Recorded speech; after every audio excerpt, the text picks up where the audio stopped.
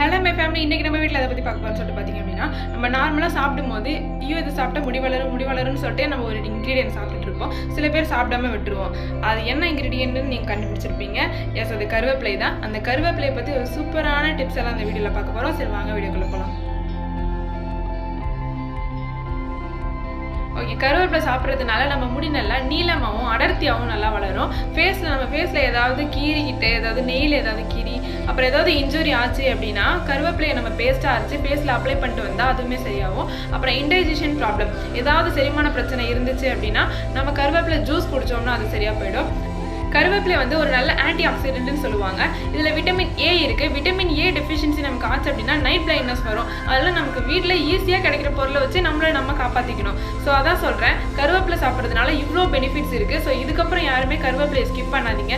அது ஒன்றும் அவ்வளோ பேடான டேஸ்ட் இல்லைல்ல, கொஞ்சம் தான் டேஸ்ட் ஒரு மாதிரி இருக்கும். அதை நம்ம சேர்த்துக்கலாமே இனிமேல் ஃபுட்டில்.